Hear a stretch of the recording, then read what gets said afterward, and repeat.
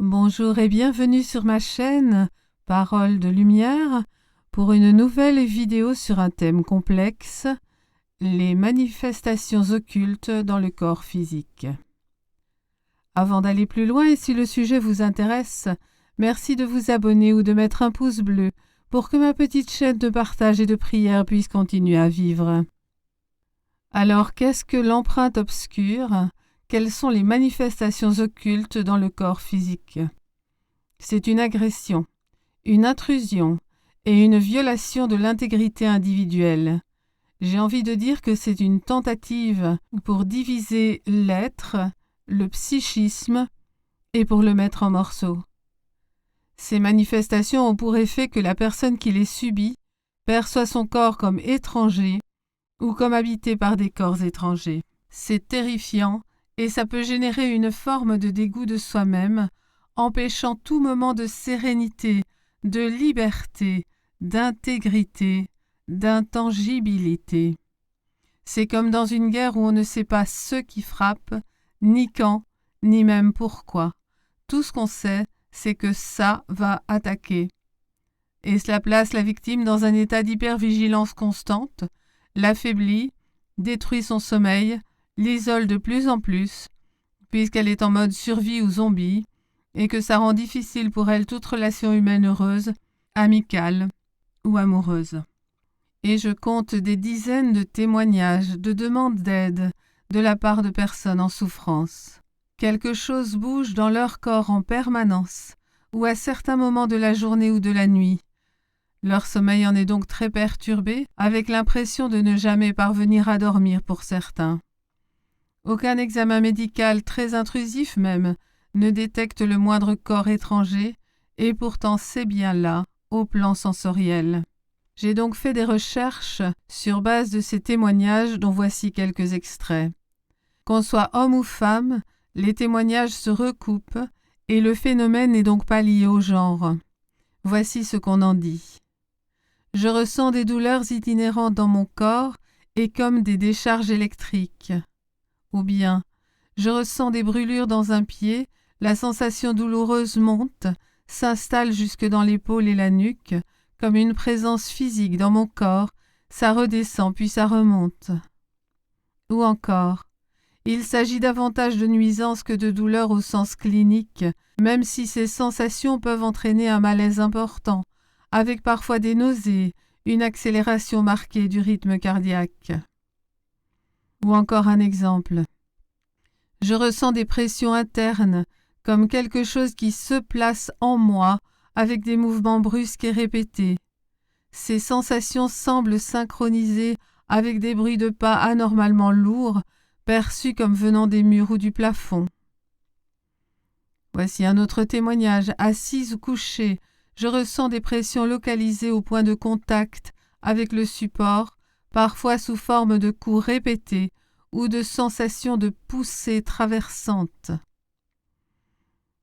Ou enfin, dernier témoignage, il m'arrive aussi de ressentir une forme d'immobilisation temporaire, comme si mon corps restait collé au support, avec une difficulté à réagir ou à crier. Et il y a des dizaines d'autres exemples comme ça. Alors si vous vous reconnaissez dans ce qui précède, ou que vous voulez évoquer d'autres symptômes que vous subissez, laissez-moi un commentaire ou écrivez-moi, ou encore prenez rendez-vous, mais ne restez pas seul dans cette situation qu'il est si difficile de décrire à votre entourage ou même à votre médecin. Donc, que disent les autorités concernées par ces problèmes liés au corps physique avant tout ? Eh bien, la médecine ne dit rien ou très peu de choses. Quand l'imagerie médicale se tait, les médecins aussi. Quant aux psychiatres et aux psychologues, ils parlent de troubles somatoformes sans les expliquer réellement et sans apporter le moindre soulagement, sauf chimique, quand le médecin décide à tort qu'il s'agit de délire. Il y a aussi des noms compliqués pour parler des jambes qui bougent contre la volonté de leur propriétaire, mais ce n'est pas ça. Ou de tremblements intérieurs sous le coup de l'émotion ou de l'excès de caféine, ce n'est toujours pas ça. J'ai dénombré une vingtaine de symptômes relatifs à des mouvements du corps, mais pas dans le corps. Le seul élément pertinent, qui puisse s'appliquer à ce problème est le suivant. Le cerveau perçoit une intrusion dans le corps, interprète les données du problème, permet de le verbaliser mais pas de le résoudre. Alors au fil du temps, ça s'aggrave, l'anxiété monte, la personne ne sait jamais quand ça va se produire, elle veut que ça cesse, mais aucune solution n'apparaît ni dans la bouche du médecin, ni dans celle des psychologues. Certains prescrivent des traitements chimiques qui vont avoir pour effet d'anesthésier momentanément le problème, mais ensuite de créer éventuellement une addiction, des effets secondaires et donc, à terme, d'aggraver le problème, même si les premiers jours de traitement avaient apporté un petit répit dans la manifestation de cet enfer. Le manuel des exorcismes, lui, est plus explicite. On se rend compte en le lisant que ce problème a toujours existé. On parle d'action psychophysique démoniaque en tant qu'acte de violence spirituelle et physique aggravée. Les mots action diabolique extraordinaire et vexatus, vexata désignent une emprise, une présence dans le corps physique qui doit être expulsée pour que la personne puisse recouvrer sa liberté. L'occupation physique doit être éradiquée pour obtenir la libération psychique également. Cette forme de nuisance n'est pas naturelle, elle est qualifiée de préternaturelle, c'est-à-dire de magique, diabolique, occulte. Donc le livre de 2004, De Exorcismis et Supplicationibus Quibus Dam, répertorie une liste assez complète de ces symptômes préternatuels qui polluent l'espace sensoriel et anéantissent tout bien-être pour la personne visée. Alors les causes. Causes préternaturelles. Traduction. On fait de la magie noire contre vous avec une poupée vaudou et des rituels de sang. Motifs possibles, jalousie, envie, colère, esprit de vengeance, cupidité, concupiscence. Ce n'est pas dû à une faute que vous auriez faite, ni à un aspect karmique de votre vie, ni à ce qu'on appelle le transgénérationnel. Rien de tout cela.